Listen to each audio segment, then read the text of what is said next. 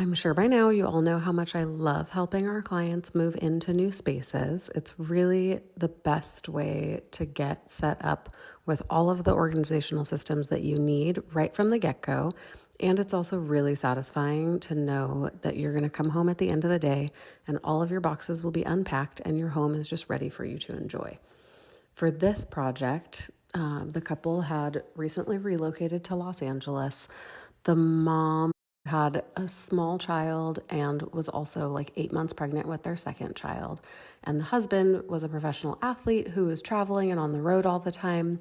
So they really needed help to just make the house feel like they could actually live in it without any stress and the overwhelm that usually comes with moving into a new space and also a new town.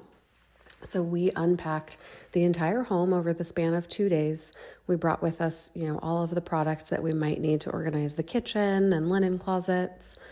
You can tell just looking at the space how gorgeous this home was, and we had the best time helping this family get settled into Los Angeles and into their really beautiful new space. The best shoe collections. We were able to unpack the kitchen so that mama could, immediately start cooking for the family. My favorite tip for making sure that your house feels really pulled together at the end of the first day of moving is to make sure that you cut down all of the cardboard boxes and find a way that you can be really sustainable and conscious about how you're going to get rid of them. I personally post them onto my local Buy Nothing group.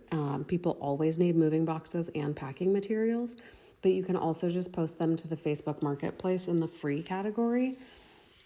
Or, maybe you already know somebody who is moving and would benefit from those boxes. But there's a lot of options for getting that clutter out of your space so that you feel really settled and also making sure that those boxes get another life.